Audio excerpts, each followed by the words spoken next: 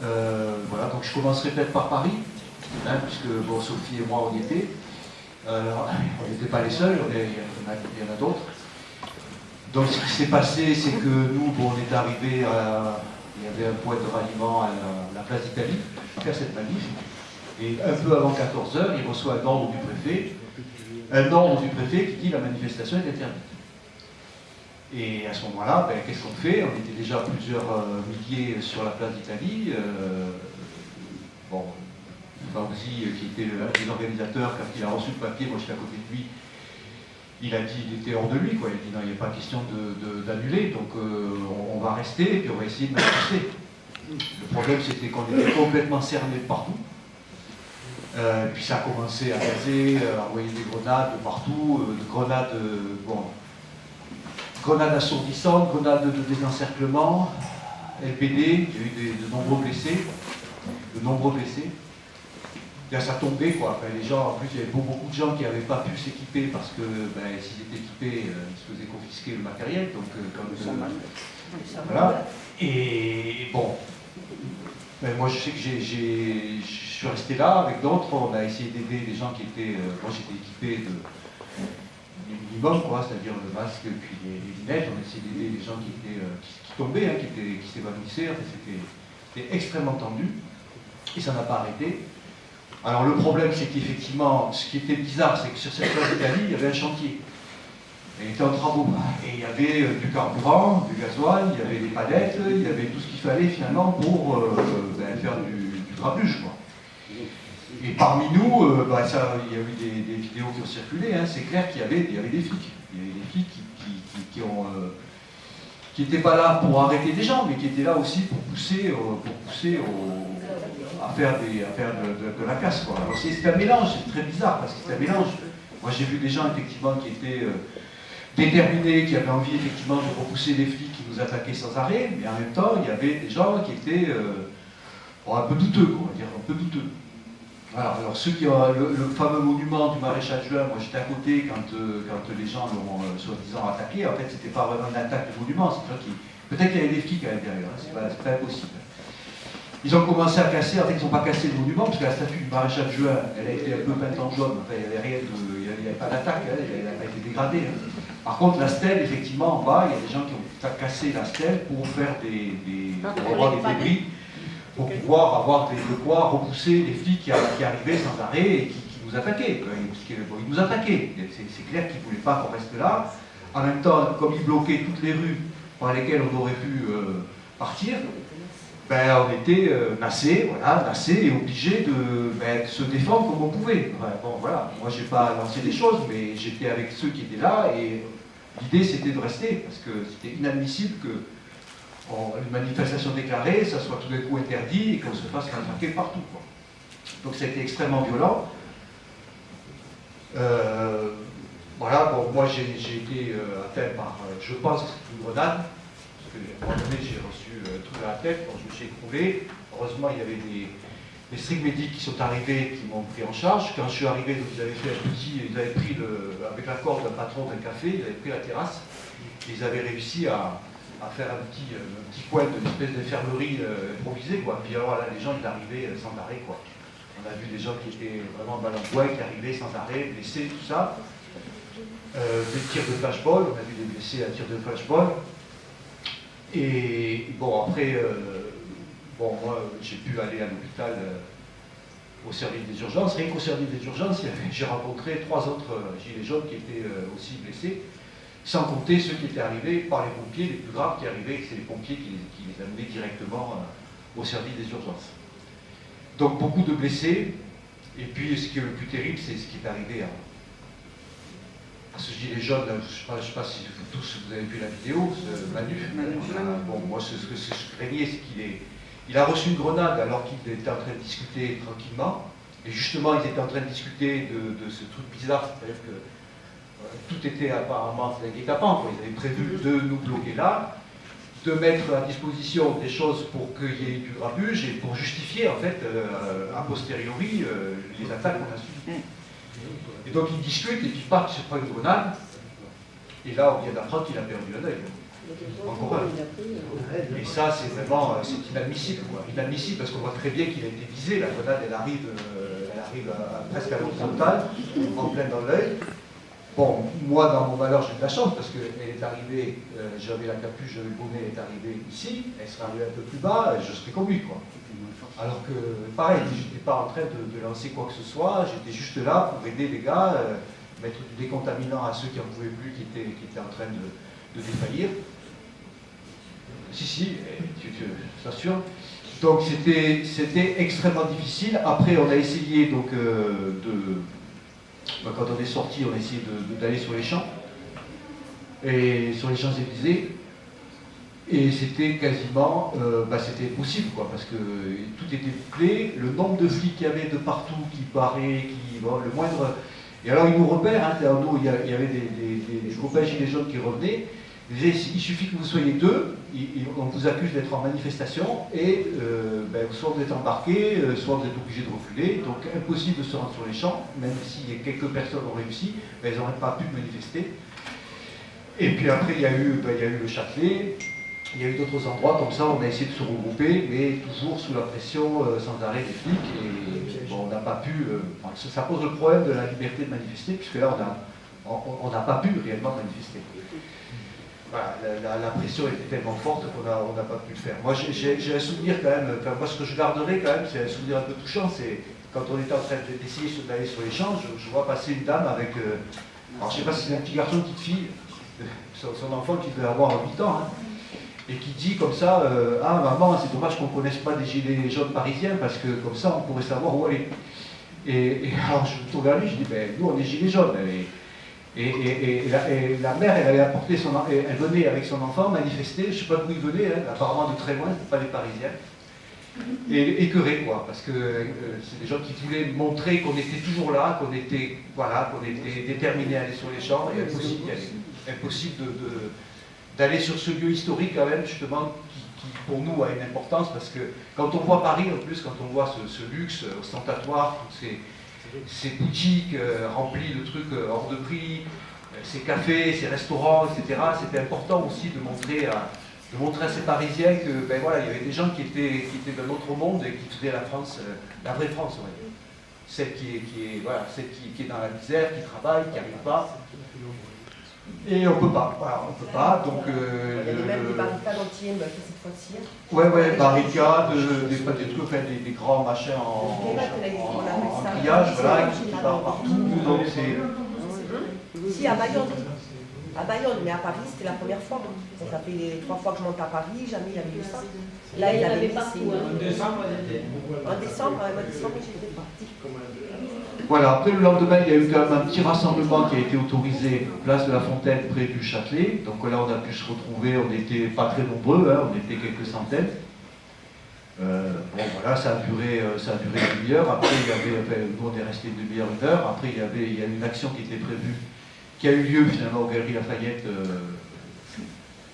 Il y a des gens qui ont réussi finalement à s'infiltrer, à faire une action, et ils ont réussi à faire fermer les Galeries Lafayette. L'idée c'était de faire un truc un peu anti-consommation, d'aller un temple de la consommation pour montrer justement que tout le monde ne pouvait pas consommer comme eux le prévoient. Voilà, donc bilan, c'est hyper compliqué maintenant d'aller sur Paris, de manifester sur Paris. Voilà. Je ne sais pas si Sophie veut dire quelques... Non, voilà. Après, je peux passer la parole à Gilbert. Ah oui, le journaliste qui s'est fait... qui a reçu, apparemment, on pensait que c'était un PD au début, en fait, il s'avère que c'est plutôt une grenade de désencerclement. Ces grenades qui contiennent des petits plots et qui partent comme ça, et qu'il a reçu dans le masque à gaz, plexiglas, et ça a traversé le masque, ça a cassé son masque, et le type, il est défiguré, quoi. Apparemment, il a La forme, ça ressemble bien au percuteur. Ouais. J'ai essayé. Tu penses que c'est plutôt un percuteur de grenade? De grenade de désencerclement, ça sent bien, et après il a pris les impacts, les morceaux de son masque en plus du choc. Et après la déformation du visage, etc. Il faut quand même savoir qu'on a tous confiance en nos masques, Mais en fait, les vitres, elles sont là pour arrêter les projections lumineuses. Pas fait pour arrêter les... Voilà.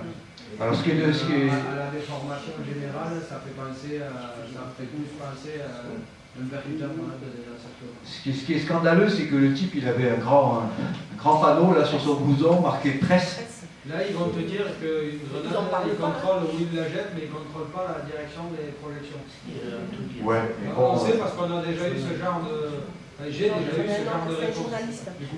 On n'en a pas entendu parler du Du journaliste. coup, on m'a répondu que j'avais qu'à pas passer par là, ils ne me l'ont pas jeté spécifiquement dessus, mais j'étais suffisamment proche pour prendre le camouflage. bon, quand ça arrive en plein... Avec un tir direct, ils peuvent identifier Ouais. quand ils ont envie. Autant avec une grenade, par contre... Comment voulez-vous identifier une police qui est habillée en noir, qui n'a pas le RIO, qui n'a rien? Pour vous, c'est vrai que le type, quand tu le vois coucher, il ressemblait un peu aussi. Hein, avec les genouillères, voilà. c'est son... Mais à un moment donné, identifier, ils ne vont pas identifier. Mais monsieur qui a perdu son œil, ça ne serait jamais identifié. Non, mais le truc, c'est qu'ils te disent qu'ils peuvent identifier. Quand ils te tirent dessus au flashball, ils identifient. Parce que c'est toi qui... Ou quelqu'un d'autre. Mais quand ils jettent une grenade, par contre, ben, ils prennent en compte que du coup, ça explose. Et que du coup, s'il y a des gens autour, ben, il se pourrait qu'ils prennent un truc dans la gueule. Alors c'est pas eux qui étaient visés. Mais c'est pour ça que normalement, une grenade de désencerclement, c'est une grenade défensive et pas offensive. Et que normalement, quand ils se défendent, c'est que les gens qui sont autour d'eux sont tous hostiles. Ou dangereux pour eux. Il y a quand même une limite dans la logique. Oui, mais après, le principe, c'est que ça vole le morceau.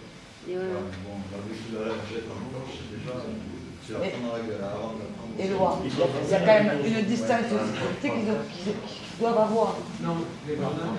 Ah non, tiens, ils peuvent te l'envoyer, mais c'est loin. Tu peux, le seul truc, c'est l'envoyer à droite du sol.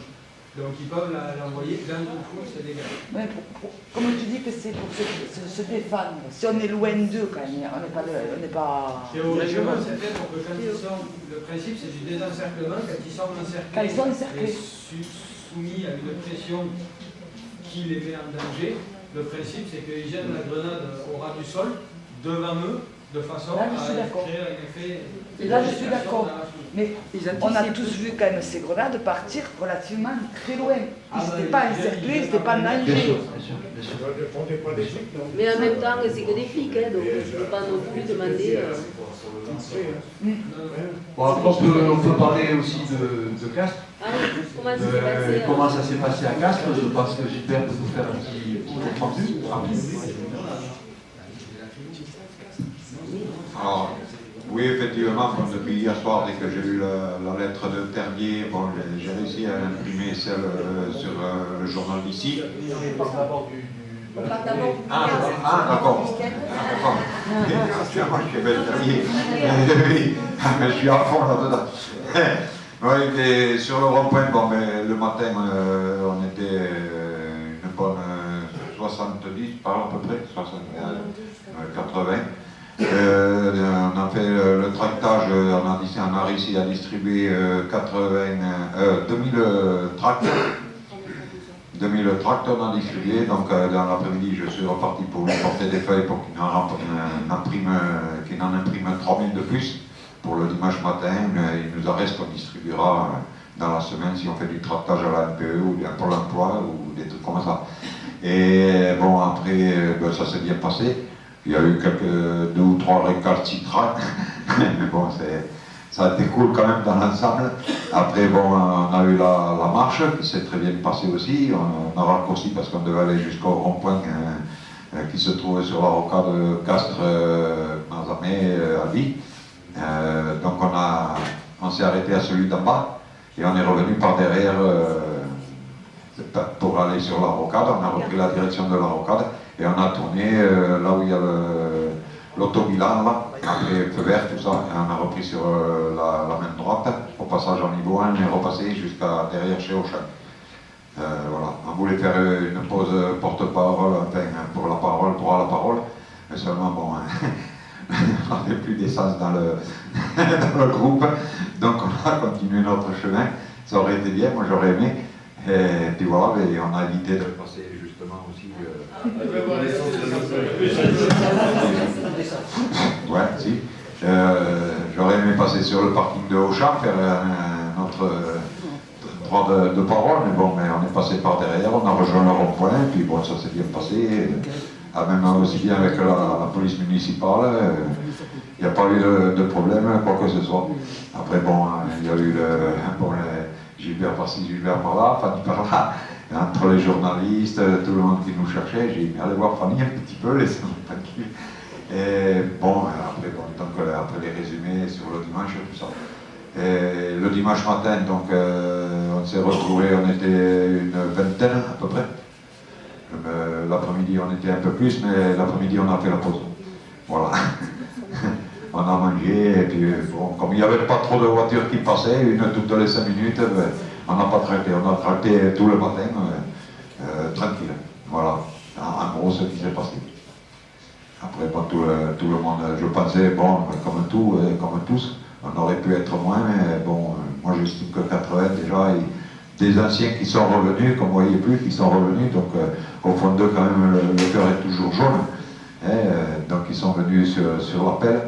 On aurait pu en avoir davantage, mais bon, ça, on ne peut pas aller chercher ces jeux, c'est eux qui voient. Voilà, chacun libre de faire ce qu'il veut, on ne peut pas les forcer. Voilà, après, bon, le soir, il y en a qui sont restés pour manger, qu'on fait un peu la fête, un peu d'artifice, puis voilà. Mais ça s'est bien passé, il n'y a pas eu de querelle ni rien. Voilà, entre nous, une bonne entente. Le ressenti des gens autour de vous? Ben, comme je disais tout à l'heure, il y a eu deux ou trois reporters. Et après, ben, si, ben, c'est toujours pareil, les mêmes paroles. On vous soutient, on est avec vous, continuez, lâchez rien. Mais voilà, comme bon, beaucoup disaient, venez avec nous, venez nous rejoindre. Mais bon, ça, on ne peut pas les attacher. Hein. S'ils veulent, ils veulent. S'ils ne veulent pas, c'est toujours pareil.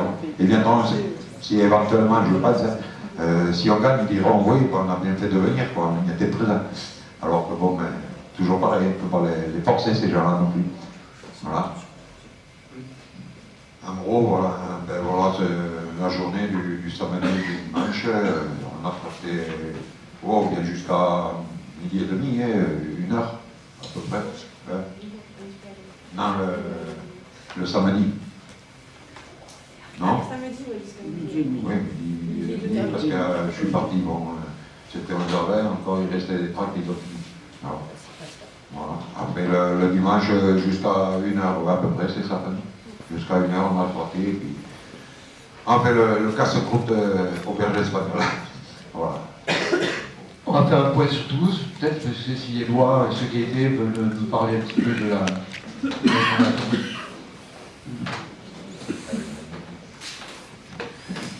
Du coup, sur Toulouse, c'était assez surprenant.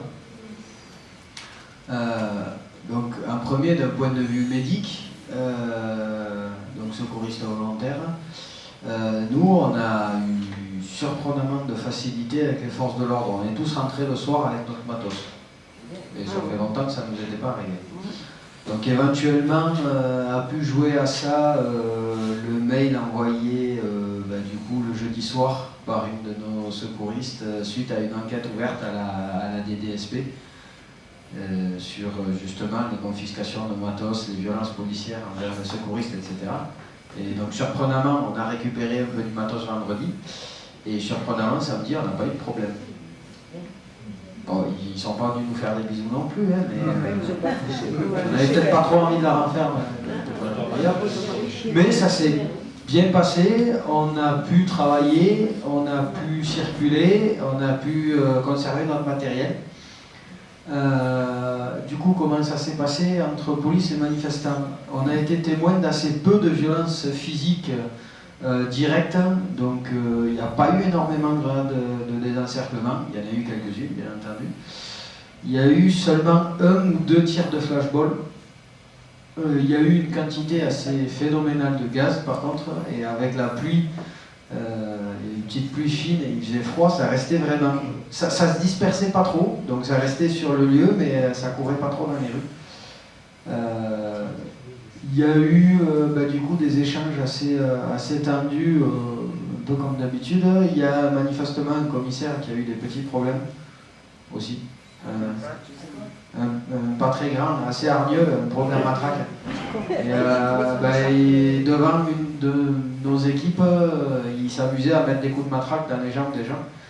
Et puis, du coup, il y a eu un retour sur investissement où manifestement, il aurait reçu plusieurs coups. Assez. Nous, on n'en sait rien, on n'a pas eu le temps, honnêtement, on n'a pas eu le temps d'intervenir. Ben si, justement, l'équipe qui y était a essayé d'y aller. Et ils se sont fait. En fait, il y a toute la BAC qui arrivait dans l'autre sens pour les sortir, parce qu'en fait, il y avait un commissaire et 4 gorilles, ou 3 gorilles, et il y a eu une échauffourée. Et le temps que l'équipe arrive, la BAC était dedans à grands coups de matraque et de gaz, ce qui pour une fois était justifié, effectivement, parce que c'était pour défendre. Bref. Mais du coup, l'équipe a essayé de s'approcher et a été repoussée. Voilà. Ils ont refusé les soins, mais il n'y a pas eu de problème particulier. On est justement assez content de ça. Étant la dernière équipe qui a décroché du terrain, nous on a décroché à 19h40 presque, il n'y avait plus personne depuis longtemps, on était bloqué sur un soin. Et du coup, il y avait eu plein d'appels nocturnes qui. Ça n'a pas rien fait. Donc on est retourné à 9h, puis à 9h30, puis à 10h, puis à 10h30, on a envoyé une équipe déséquipée avec tout son matos, histoire de.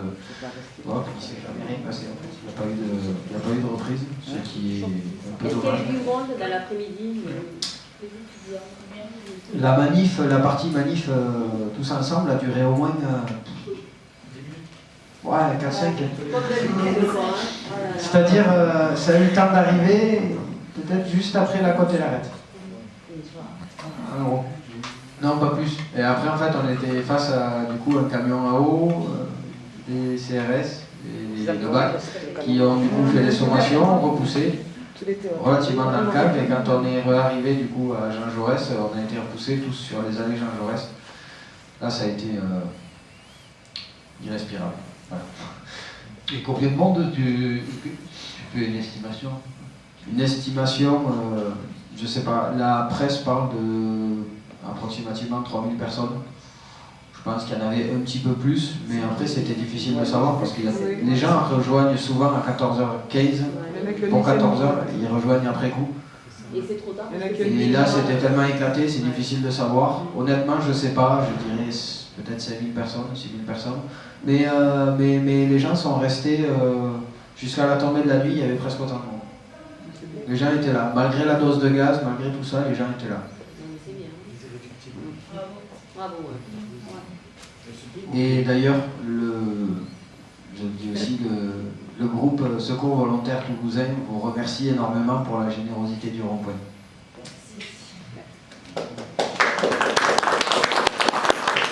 Bon, nous sommes de Mazamet, mais bon, très souvent à Castres, une bonne équipe avec eux aussi. Nous sommes partis à 3 sur Paris. Nous étions 9h30 à Place d'Italie. Nous avons eu la chance, quand il y a eu les grosses. Le cortège de Bercy, on n'a pas pu partir. Pourtant, on était Place d'Italie avec d'autres de Castres, par contre, et on n'a pas du tout pu partir. Pas informé, rien. On en a rien su. Derrière, une barricade qui se monte direct pour évacuer du monde de la place. Moi, je te dis ce que j'ai vu. Nous, le cortège pour Bercy, on ne l'a pas vu partir. Donc, après, ça a pété dans tous les sens. Nous, on a eu de la chance, on s'est mis. Quand j'ai vu que sur la place, ça partait dans tous les sens, moi, je suis partie avec 2 retraités, donc c'est tranquille. Je suis là pour les protéger un petit peu. Donc, ce qui fait que quand j'ai vu que ça partait dans tous les sens, qu'on n'arriverait pas à s'en sortir correctement, on s'est mis sur une rue parallèle qui était fermée par les CRS, on n'avait pas le droit de sortir. Bon, ça a été des gaz à outrance, tout ça et suite. Puis on est tombé honnêtement sur un bon policier. Je lui ai expliqué qu'on était venus, qu'on était nombreux dans cette rue, qu'on était venus juste manifester dans une manifestation déclarée, qu'on avait fait la route, qu'on était venus pour nous dans un cadre légal, qu'on n'avait pas de matériel de protection, qu'on n'avait rien, et que pour moi c'était inconcevable de se retrouver face à des casseurs qui balançaient des pavés sur notre gueule aussi, il faut être honnête. Qu'est-ce qui vise mal? Pardon? Qu'est-ce qui vise mal? Ou alors si tu venais juste d'enlever le... Non, mais après, peu importe, quoi. Je veux dire, on était pris entre la police qui tapait et les autres qui tapaient la police, mais nous, on était entre les deux, quoi.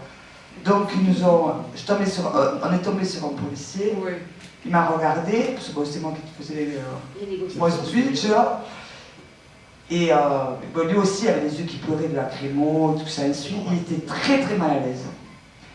Et discrètement, il nous a dit, je vais lever le bouclier de temps en temps, vous passez à côté, mais très discrètement, parce qu'il n'avait pas les ordres pour nous laisser sortir. Donc il regardait son chef, voir s'il ne regardait pas, et de temps en temps, il laissait passer certaines personnes. Donc on a pu s'échapper, donc nous on est partis vers 15h, nous sommes à la Bercy. Le temps d'arriver à Bercy, le cortège avait éclaté. Donc on a fait demi-heure de marche pour rien. Nous sommes remontés, place d'Italie, voir comment ça se passait. Puis on nous a dit de partir à la Bastille. Le temps qu'on arrive à la Bastille, j'allais pleurer. On est remonté, place d'Italie, et de là on est parti, nous à Châtelet. On était sous les Alpes par contre. Et là, honnêtement, ça a été, mais pendant 5 minutes, j'étais heureuse. Ça n'a pas duré longtemps. Heureuse. Franchement, j'ai eu une émotion qui m'a pris les tripes. On était là, on tapait tous à nos mains, les gilets jaunes, on est là. Un monde impossible. Mais dans les 5 minutes que je suis, et il n'y avait pas de casse, il y avait les chalets de Noël et tout, il n'y avait pas un brin de casse dans les Halles. Et balaboum, balaboum, balaboum. Alors même, bon, j'ai quand même fait pas mal de grosses manifs. J'ai pris ma vie. J'ai essayé de les plaquer sur le côté en me mettant devant pour essayer de protéger, faire voir qu'on était pacifistes. Mais je voyais que quand ils chargeaient, même les gens qui étaient sur les côtés, les mains en l'air, ont ramassé des coups de matraque. Donc j'ai pris les deux mamies devant moi, et là on est parti dans les gaz, obligé quoi, c'était les gaz sur la matraque. Comment je participais? J'ai couru parce que c'est ou les gaz ou la matraque. Bon après, bon, on a un moment, parce que bon, c'est une place, moi je ne sais pas, c'est une place où on peut se repérer, et donc voir les forces arriver. On est resté en dehors du gros groupe, parce que chaque fois qu'il y avait un gros groupe, ça tapait. Donc on est resté dans la place, mais en dehors du groupe, et à surveiller comment c'est passé. Puis nous avons décidé vers les 18h30, bon, épuisement total. Pour moi, les Champs-Élysées, c'était vu ce que j'avais vécu le 21, je savais qu'on n'y arriverait pas. Donc on a préféré rentrer dormir. Mais comme je disais, moi, la place d'Italie, ça a été un guet-apens du gouvernement et de l'État. Franchement, non mais moi je parle parce que je l'ai vécu. Même les filles ne comprenaient pas qu'il avait interdit à 10 minutes de départ. Parce que nous, quand on est arrivé à 9h30, il y avait à tout casser 20 CRS. Et des mecs qui cassaient. Et des mecs qui commençaient à casser déjà. Donc je ne comprends pas que le rendez-vous était à 10h, bon, on en a fait des manifs. On sait très bien quand il y a un rendez-vous, il y a justement, puisqu'il est déclaré, beaucoup de police pour encadrer tout ça. Là, quand moi je suis arrivé avec ce Mumu de Castres, il faut être honnête, il n'y avait qu'une barrière de 20 CRS. Et ça commençait à casser. Mais ils les ont laissés casser. Honnêtement, il n'y a rien eu de fait pour qu'ils s'arrêtent. Donc pour moi, on m'a envoyé dans une guet-apens, mais je ne dirai jamais que ce soit qui que ce soit. Pour moi, c'est l'État et le préfet. Ah oui, c'est lui qui a tracé le Voilà. Ah, c'est génial. Après, on a vu les grenades, on a pu faire 5 minutes. On a senti l'odeur de cramé, on a dit, il faut passer par là. On a passé les lignes de BACU, de CRS. Les BACU, ils étaient habillés en racaille. Je leur ai dit, les gars, vous n'êtes pas en tenue de travail, vous avez tous les baskets, le jogging, ça va tranquille, au noir. Et sans les brassards, que ça soit bien clair. Aussi rentrés, aussi sortis. Ils faisaient le ping-pong, ils alimentaient. Et il y avait du gasoil sur la place, avec la petite pompe comme ça. Il y avait des sacs de pavés. Oui, il y avait tout. Et même, ils ont réalimenté un camion chargé de végétation qui arrive à passer les barrières des CRS et qui vient alimenter les feux. Je suis où? Est-ce que c'était... Si, j'ai vu. Vous regarderez, si on prend du recul, parce que c'est encore toujours existé tout ça dans nos sensations et dans nos têtes, le premier groupe a été amené à l'extérieur fin de matinée. C'était pour enlever du monde sur cette place. Parce que tout ce temps-là, nous on a été gazés, ça faisait des ping-pong dans tous les sens. Et si ils n'arrivaient pas à avoir un côté, ils avaient le renfort par derrière. C'était... Voilà. Avec, au milieu de ça, parce que ça aussi je veux en parler, que ça m'a gonflé, camion qui est en train de vendre de l'alcool et de la nourriture. Le camion rose? Ouais. Je sais, apparemment il y est tous les week-ends. Ok, ça y a pas de problème, peut-être que oui. Il y en a un autre qui est venu se caler un peu après, tête de gitan, avec son petit chapeau là, marabout, en tissu rouge. Il a tout vendu. C'est là où j'ai eu un tic dans ma tête. Ils sont pas en train de leur foutre des trucs dans la bouffe pour pouvoir les rester là. Et non, mais attends, il était devant la ligne. Il n'y a pas une grenade, il n'y a pas une lacrymo qui est tombée sur son truc pendant 3 heures. Je suis où? C'est une folie. Une folie. Et des gens, mais apérés. Au bout d'un moment, voilà, il faut encaisser tout ce qu'il y a qu'on a bouffé. 6 heures, jusqu'à 4h30, on ne pouvait pas sortir de cette place. On avait des anciens. Moi, j'ai donné que des soins à la fin. J'ai eu un joli geste parce que moi, je suis là pour donner matière à penser. Je ne suis pas une méchante, vous le savez tous. Et à donner matière à penser, j'ai même eu un moment, un CRS qui commence à me vaciller devant moi. Et comme un CRS, il se met comme ça, tu vois. Même à plier les genoux, c'est pas seulement. Non, ça a plié les genoux avec son collègue à côté. Il reste stoïque. Je l'interpelle. Il est resté stoïque. Je proposais du Malox. Ouais, je lui ai proposé du Malox, c'est un CRS. Je suis complètement niqué. Mais voilà. Mais ça, c'était moi de mon côté, quoi. Jusqu'à un moment où j'en ai 3 qui sont bloqués dans les fumées dans un angle, en position accroupie, le dos retourné, donc tu vois absolument pas ce qui peut arriver derrière. Et je vais porter, leur demander qu'ils sortent de là, qu'ils aillent se mettre dans le courant d'air et s'il y a besoin de soins. Et là, j'ai un colonel. Alors, lui, il allait porter soin à ces 3 personnes. Et on est tombé nez à nez. Voilà, c'est ça de planter aussi des petites graines donc, quand on face. Parce que les éveillés, c'est aussi ça. Et j'ai eu des bonnes réactions. J'ai eu des très bonnes réactions. J'ai vu des choses terribles. Des colonels, des grands qui devraient montrer l'exemple aux petits frères de leur côté. Mais c'était... ils s'auto-alimentaient. C'était... Voilà. On était là dans le décor et c'est... Comme moi je dis, hein, ils ne sont pas allés chercher la guerre à l'extérieur pour la ramener ici.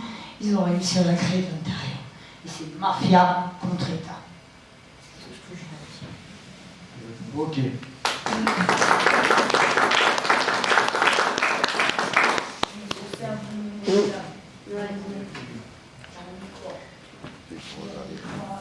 Moi, c'était juste pour quelques anecdotes sur Revel, où on a fait l'anniversaire des Gilets jaunes, et la semaine a été assez animée, puisque dans la nuit du 10 au 11 novembre, la cabane du rond-point a été détruite.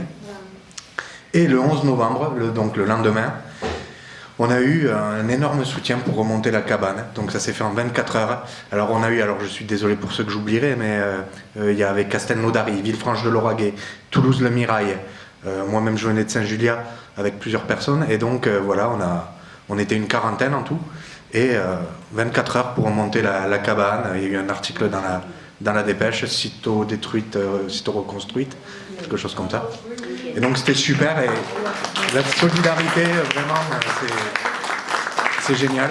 On a notamment quelqu'un qui travaille dans une imprimerie sur le rond-point qui a fait une jolie banderole avec un message adressé aux cons qui l'ont cassé, en disant bien sûr que la solidarité, ils n'arriveront pas à l'avoir, quoi.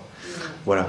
Donc ça avait entamé donc, une semaine d'anniversaire assez animée, puisqu'on a fait, ça c'est sur Saint-Juliat, donc j'en avais parlé ici, le vendredi soir, apéritif Monnaie Libre, qui a été la continuité de la réunion ici. Il y a eu un bon petit succès local.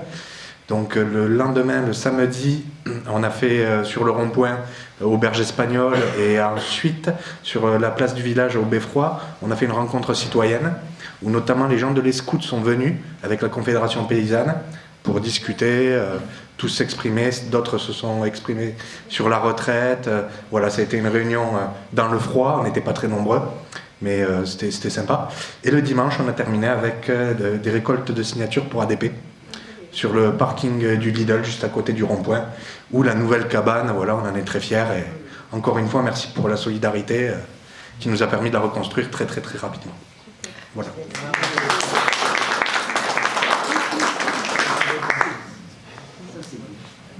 Qui le veut, le micro? Ouais, donc on va passer au second point. Second point, ce qu'on avait prévu, c'est de reparler de l'appel à la grève générale du 5 décembre, qu'on attend tous, bien sûr, parce que, bon, on espère qu'il y aura enfin un front commun contre toutes ces mesures qui attaquent tout le monde, finalement, hein, que ce soit les retraités, les chômeurs, les fonctionnaires, etc. Tout le monde est attaqué, mais tout le monde réagit de façon, pour l'instant, un peu séparée. Donc là, on espère effectivement qu'il y aura un mouvement d'ampleur. De l'autre côté, du côté du gouvernement, je pense qu'ils ont très peur, parce que on comprend qu'ils essayent de diviser en essayant éventuellement de donner certaines choses à certaines catégories pour éviter justement d'avoir tout le monde sur le dos le même jour. Est-ce que ça marchera ou pas? On attend demain la déclaration je crois que c'est le Premier ministre qui doit parler, qui doit essayer de concrétiser de vagues promesses sur les hôpitaux. Donc on va voir effectivement ce qu'il va dire. Sur les retraites, là aussi, on sent qu'il y a une petite valse hésitation, c'est-à-dire est-ce qu'ils vont appliquer exactement ce qu'ils ont dit, c'est-à-dire mettre en place assez rapidement la retraite à points, avec donc comme impact une baisse des retraites systématiques, hein, parce que bon, y compris l'organisme officiel a calculé que pour toutes les catégories, la conséquence, ça serait une baisse des pensions. Donc, mais ils envoient des signaux, on discute, est-ce que ça va s'appliquer tout de suite à tout le monde, ou est-ce que ça s'appliquera dans 20 ans, dans 25 ans, dans 30 ans, à ceux qui sont nouveaux sur le marché du travail, ce qu'ils avaient fait avec les cheminots. Quand ils ont supprimé le statut des cheminots, ils ont dit, bon voilà, c'est les nouveaux entrants qui seront concernés par la suppression du statut ancien, mais ceux qui sont déjà là, ils garderont leur statut. Donc les cheminots sont quand même battus, mais ils n'ont pas gagné. C'est-à-dire qu'effectivement, la réforme de la SNCF a été mise en place. Là, c'est le même scénario, c'est-à-dire qu'on risque effectivement d'avoir, ils vont repousser pour certains, ils vont peut-être accorder quelque chose un petit peu aux hôpitaux, notamment à la reprise de la dette. Est-ce que ça suffira? On verra. Moi, je pense qu'il y a plein de gens qui se disent aujourd'hui qu'il faut que ça cesse, il faut que ça s'arrête. Il faut que ces mesures antipopulaires, il faut les stopper avant effectivement qu'ils nous mènent dans une telle merde que finalement qu'on soit tétanisé, que ça soit de plus en plus difficile de lutter. Parce qu'effectivement, toutes les réformes, si elles se mettent en place, contrairement à ce qu'on croit, on en a déjà parlé, quand les gens se révoltent quand ils voient leur situation tout d'un coup qui est en train de baisser, quand ils se rendent compte que ce qu'ils avaient, ils n'ont plus, qu'on leur prend, etc. Quand on est depuis des années dans un état de misère, bon, c'est beaucoup plus difficile parce qu'il y a une espèce d'habitude. L'individualisme a tendance à se développer, chacun essaie de trouver un petit peu comment s'arranger tout seul, et finalement il n'y a plus de ressort collectif. Et c'est ça qu'il faut absolument, il faut se battre là-dessus parce qu'il faut qu'on soit tous ensemble, qu'on essaye de persuader les gens autour de nous, tant qu'on peut, que c'est le moment pour essayer de faire front, de résister et d'essayer de stopper cette machine à abattre le peuple, à abattre les gens. Parce que si on les laisse faire, c'est clair qu'on va se retrouver dans une situation de plus en plus difficile. Donc moi j'ai bon espoir, on va voir. On a appris récemment qu'il y avait même 2 syndicats policiers qui avaient appelé à faire grève le 5. Alors, on verra. Ils peuvent être, j'imagine qu'ils peuvent être réquisitionnés. Bon, on verra. En fait, c'est quand même un signe. il y a la SNCF, il y a la RATP, il y a les pompiers, il y a les hôpitaux, il y a plein de gens qui sont prêts à se lancer dans cette bagarre. Les chômeurs. Les étudiants qui sont atteints aussi, qui ont de la précarité, etc. Donc, bon, essayons. Là, notre combat, ça va être effectivement d'essayer de faire en sorte que ce 5 décembre, il y ait le maximum de gens qui soient dans la rue. Peut-être que l'appel à la grève, puisque à la SNCF et à la RATP en tout cas, c'est un appel à la grève reconductible. C'est-à-dire qu'il y aura des assemblées générales, les gens vont se réunir et chaque jour, ils voteront éventuellement la continuité du mouvement. Donc, essayons, nous, à notre mesure, avec nos propres forces, d'essayer de rejoindre ce mouvement et d'essayer de faire en sorte qu'il grossisse de façon à obtenir effectivement ce qu'on veut. C'est-à-dire que la fin de ces mesures qui sont contre nous, une augmentation du pouvoir d'achat, une garantie pour les retraites, une augmentation éventuellement des retraites aussi, puisqu'il y a des retraites, on le sait bien, qui ne permettent pas de vivre décemment aujourd'hui. Donc on peut peut-être gagner là, si on est assez fort, si on est assez soudé. L'éducation nationale, ils suivent ou quoi? L'éducation nationale aussi, puisque les fonctionnaires, la réforme de la retraite s'applique. Et là, c'est de l'ordre de. Les syndicats ont calculé, c'est 600 à 800 euros de moins pour la retraite. Donc je pense qu'il y aura des gens quand même. Là, je vois sur mon lycée, il y a des gens qui d'habitude ne bougent pas, qui ont dit là, on fera grève. Le problème, c'est que, bon, ils font grève un jour. Après, est-ce qu'ils continueront après? Parce que, et puis même, moi je pense que faire grève, ça ne suffit pas. Hein, parce que s'il y a une partie qui fait grève et que ça continue à fonctionner, ça n'a pas de réel impact. On l'a eu fait en 2003, avant, il y a eu des grèves. Bon, il faut. J'espère qu'il y aura des mouvements forts avec l'occupation des lieux, de façon effectivement à bloquer des administrations, à bloquer partout où il y a grève. Il ne faut pas que ça continue à fonctionner comme si c'était, comme s'il n'y avait pas de grève, quoi. Donc maintenant, on verra. Moi, je ne suis pas prophète là.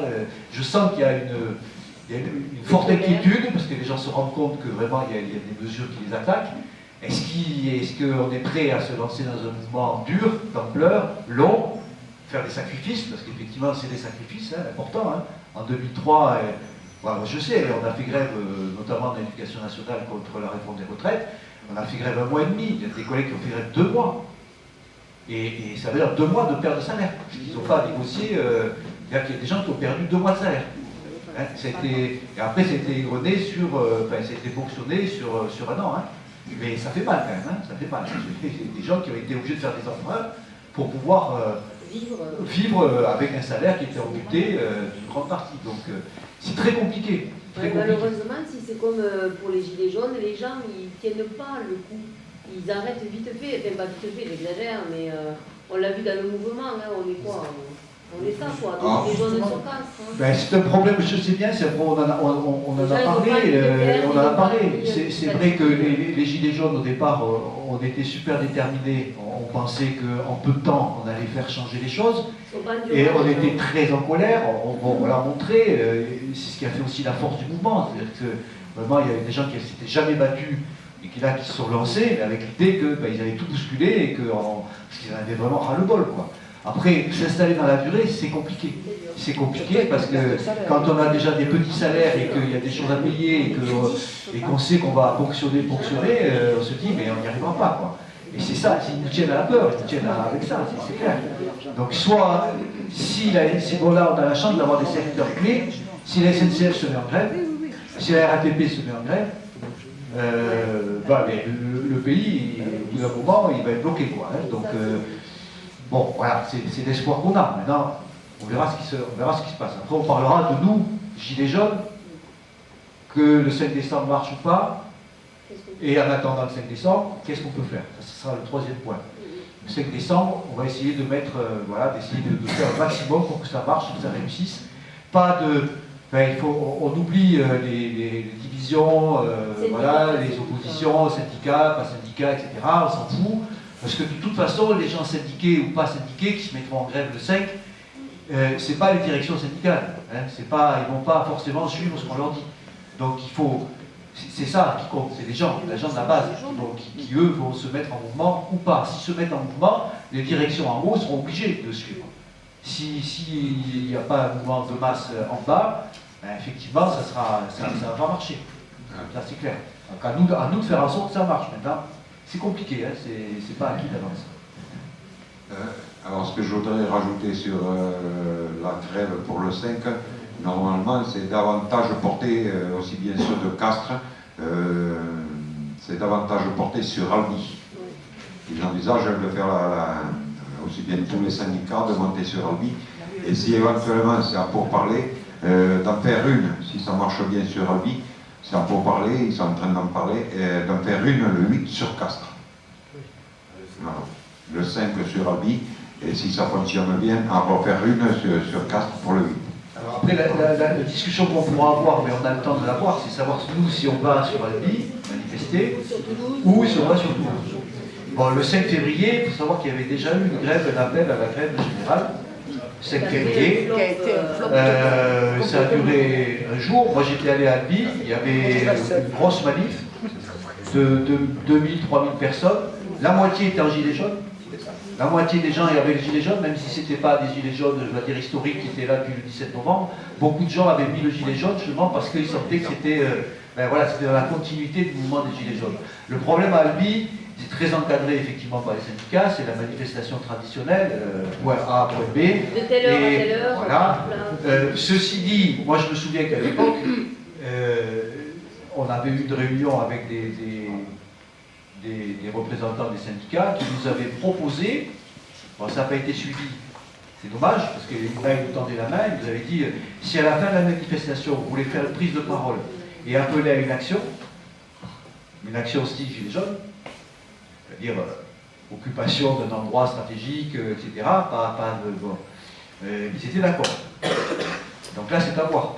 C'est-à-dire qu'effectivement, si on peut prendre contact, voir ce qu'ils nous proposent, si on va en discuter. Là, entre nous, on verra après ce qu'on fait. S'ils nous proposent effectivement de nous donner la parole et d'appeler à une action stratégique, on peut réfléchir avant qu'est-ce qu'on pourrait bloquer éventuellement.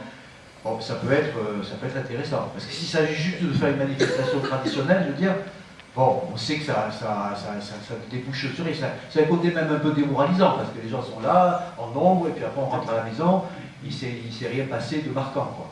Après, si on arrivait à entraîner les gens syndiqués ou pas syndiqués qui sont dans la manif, hein, parce qu'il y a des manifs où il y a 2000-3000 personnes à Albi.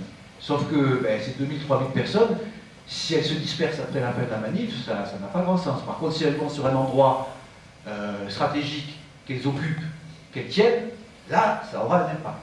Donc, c'est à voir. On peut le faire à Albi, on peut éventuellement le faire à Toulouse, si à Albi, il n'y a pas assez de force pour le faire. Mais je pense qu'il faut essayer de réfléchir à cette possibilité. C'est-à-dire entraîner les gens des manifs syndicales à faire autre chose que des manifestations traditionnelles. Et il y a des syndiqués qui sont d'accord pour ça. Parce qu'ils se rendent bien compte aussi que la simple manifestation, ça n'a pas d'impact suffisant. Donc l'ordre du jour, c'était, on avait prévu de discuter un an après comment faire pour changer la société. Donc c'est un sujet assez vague, assez vaste. Et je pense que ce serait intéressant d'en discuter justement pour que tout le monde puisse donner son point de vue. Nous, on a commencé à discuter en retour de Paris, parce qu'effectivement, devant l'extrême répression, il faut toujours insister là-dessus. Moi, ce qui me frappe dans ce mouvement, c'est à la fois sa durée, et c'est la répression qu'il a subie, quoi. On n'a jamais vu ça. On n'a jamais vu un mouvement social durer aussi longtemps, et on n'a jamais vu une telle répression. C'est-à-dire que vraiment, c'est hallucinant la manière dont le gouvernement a répondu. Non seulement par le mépris, non seulement par cette vaste fumisterie soi-disant du grand débat, mais par une répression acharnée qui continue. Moi, j'avais espéré, un peu naïvement, que devant le scandale des tirs au LBD, etc., ils se calment un peu, et puis là, à Paris, on a vu que c'est pas le cas. Voilà. Ils sont toujours prêts à utiliser des moyens extrêmes et à interdire, à nous empêcher même de nous réunir sur la capitale, en tout cas. Et dans d'autres villes, c'est hyper compliqué. Donc, comment faire dans ce cadre-là? On voit que les manifestations à Paris deviennent très difficiles, dans d'autres villes aussi. L'idée, il y a plusieurs idées. La première idée, c'est essayer finalement avec les forces. Bon, ça a dissuadé quand même, le fait est que cette répression, ça a marché. C'est-à-dire qu'effectivement, si on est moins nombreux aujourd'hui, c'est à la fois parce que c'est compliqué de continuer à se mobiliser parce que, voilà, tous ceux qui se sont mobilisés, tous ceux qui sont encore là, on a perdu de l'argent, on s'est fatigué, on a gagné effectivement en solidarité, on a fait de bonnes rencontres. Bon, ça c'est super, mais c'est vrai que si on regarde que le pouvoir d'achat, on a investi beaucoup là-dedans. Rien qu'un voyage à Paris, bon, voilà, c'est de l'argent, c'est compliqué. On ne peut pas demander à des milliers, des dizaines de milliers de gens de faire ça sur un an. Voilà, surtout quand après ils sont confrontés à une répression extrême.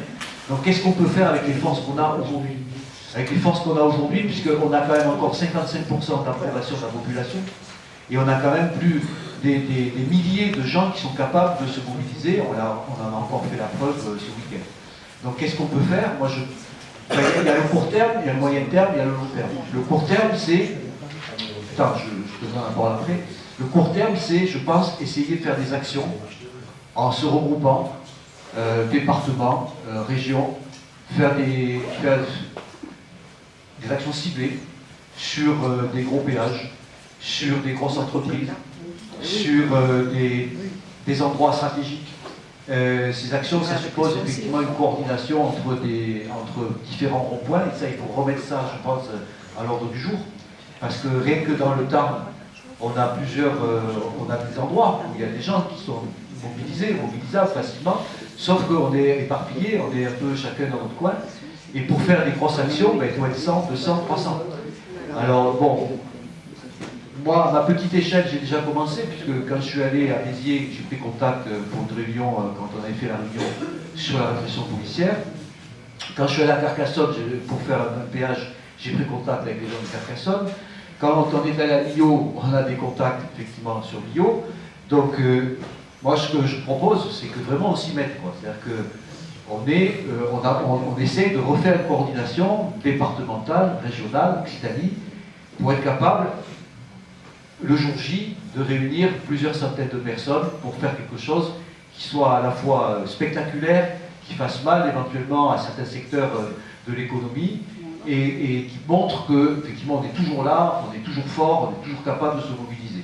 On n'arrivera plus, à mon avis, le 7 décembre, on va voir, mais réunir comme on avait pu le faire plusieurs milliers de personnes à Paris, etc., ça va être de plus en plus compliqué. Par contre, des actions ponctuelles, ça, je pense qu'on peut le faire. Et à nous de prendre ça comme un objectif et d'essayer de se regrouper. Si on y arrive, je pense qu'on peut faire des choses extrêmement intéressantes. Mais il faut vraiment, s'y mettre. Après, il y a le moyen terme, c'est-à-dire essayer de continuer effectivement notre mouvement en s'alliant avec notamment les mouvements comme le 5 décembre, etc., parce que si ça continue, tant mieux. Et puis, troisième chose qu'on peut aborder, c'est qu'on a déjà abordé un petit peu, mais enfin on n'a jamais eu vraiment de discussion, je vous ai bien cadré là-dessus, c'est le débouché politique. Parce que, bon, même si notre mouvement, et ça c'est très important, est apartisan, et je pense qu'il faut qu'il le reste, il faut qu'il reste des chemins qui ne décèdent pas de... Notre base, nous, c'est le pouvoir d'achat. Notre base, c'est les conditions de vie de millions de personnes. C'est ça qui nous a réunis au départ. C'est les taxes qu'on nous impose, c'est les salaires trop bas, c'est les retraités qui n'arrivent pas à vivre, etc. C'est ça notre fond, notre force. Et ça, il faut le maintenir. On n'est pas obligé de prendre position sur des tas de sujets qui peuvent nous diviser, style, je sais pas, la PMA, le machin, tout ça, y compris certains sujets d'environnement, etc. Notre objectif, c'est vraiment la misère du peuple et essayer d'empêcher ça. Ça, c'est notre noyau, c'est là qu'on peut effectivement être fort. Je pense que ça, c'est super important. Mais après, ça n'empêche pas de penser à après. Il y aura des élections, de toute façon, je l'ai déjà dit, même si on arrivait à avoir une grève générale qui dure et qui oblige le gouvernement à faire des concessions, c'est pas évident qu'ils arrivent à faire des concessions suffisantes. Moi, je pense qu'ils refuseront. Même si c'était un mouvement d'ampleur, la solution de Macron, imaginons qu'il y ait une grève générale comme en mai 68 qui dure un mois, 10 millions de grévistes, je fais un idéal. Bon, de toute façon, qu'est-ce qui s'est passé à l'époque? Dissolution de l'Assemblée nationale. Dissolution de l'Assemblée nationale, de nouvelles élections. Et en juin, on voit que le parti qui était pourtant contesté à l'époque, il a eu la majorité absolue.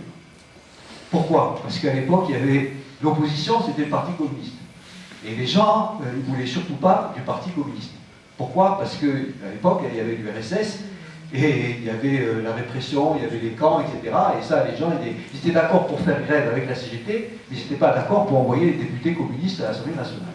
Donc ils ont voté contre, finalement, le péril, on va dire, communiste, hein, quel que soit ce qu'on en pense, en tout cas pour une grande majorité des gens, le danger c'était ça. Aujourd'hui, qu'est-ce qu'on a? On a la République en marche et une opposition divisée entre la France Insoumise, les Verts et puis le Rassemblement National. Et Macron joue là-dessus, parce que même avec 18% des voix au premier tour, il arrive finalement à avoir la majorité au second tour, parce qu'il a devant lui Marine Le Pen, et qu'il a fait le gros battage en disant surtout pas Marine Le Pen, et ça a marché. Et les gens se sont abstenus, ou d'autres ont voté pour Macron pour empêcher le péril Marine Le Pen. Voilà. Et aux élections législatives, rebelote, les gens ont voté pour la République en marche, et même si en termes d'inscrits, c'est pas du tout la majorité, mais en termes de votants, il a réussi finalement, là aussi, à avoir la majorité. Donc ça aussi, c'est à nous de réfléchir à ça. Est-ce qu'on peut avoir un candidat qui pourrait éventuellement faire l'union entre tous ceux qui refusent la soumission, je veux dire, parce que notre problème, si on a des politiques d'austérité, aujourd'hui, c'est parce qu'effectivement, on est dans l'Union européenne, et l'Union européenne nous impose le CETA, nous impose des tas de pactes qui font qu'on est pieds et poings liés. Donc, est-ce qu'on peut arriver peut-être bon, on a le temps d'y réfléchir, hein, mais essayer d'avoir une alternative politique, qu'un candidat peut-être sorte de nos rangs et arrive finalement à faire l'unité entre des gens très différents qui viennent de gauche, qui viennent de droite, mais qui sont d'accord pour lutter contre le libéralisme, contre le néolibéralisme.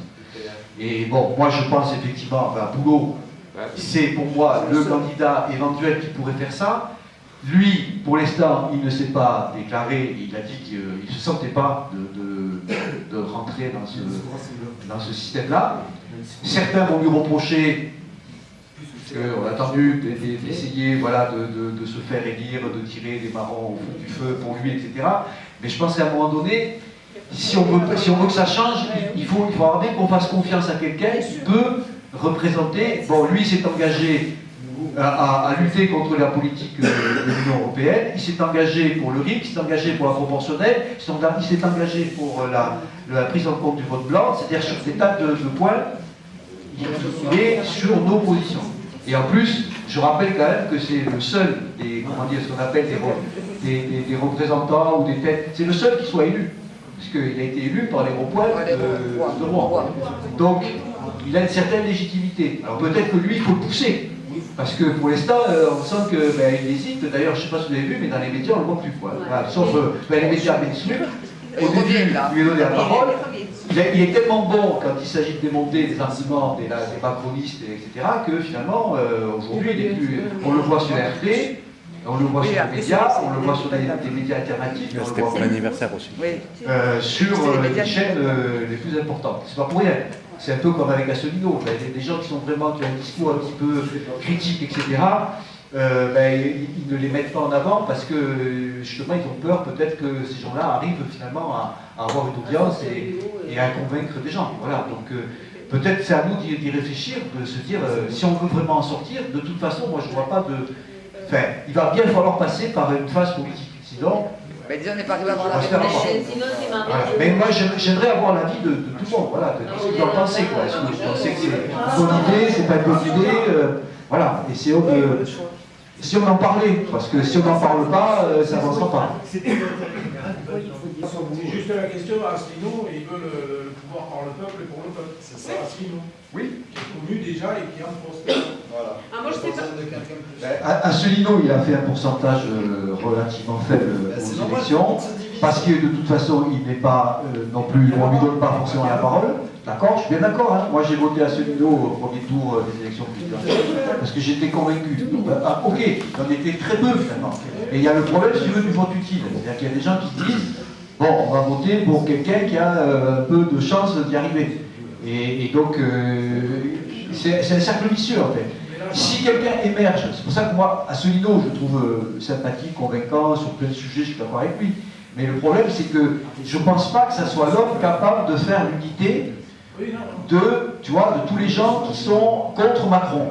Si quelqu'un émergé, venant du peuple, venant de notre mouvement en plus, tu vois, qui représente vraiment ce qu'on souhaite, encore des clivages, parce que les Gilets jaunes, ce qu'il y a de génial, moi j'étais très content quand je suis arrivé le 17 novembre, de voir des gens du Rassemblement National, de voir des gens de France Insoumise, de voir des gens qui ne votaient pas, tout le monde uni. Et c'est ça qui a été notre force, parce que là, on n'avait pas besoin, mais on s'en fout que tu votes Rassemblement National, on était ensemble. Et donc, du coup, si on arrive à faire émerger quelqu'un qui vient de ce terreau-là, tu vois, qui n'a pas d'étiquette préalable, eh ben, voilà, il est en phase avec nous, c'est quelqu'un qui va... Ça, c'est vraiment dans l'absolu, ça serait le top. Oui. Voilà, voilà. Non, je ne suis pas gagné, hein, je ne dis pas que c'est... Mais peut-être qu'il faut y réfléchir, parce que... Avec là, la prise de pouvoir de Macron, je pense que beaucoup de gens, c'est la prochaine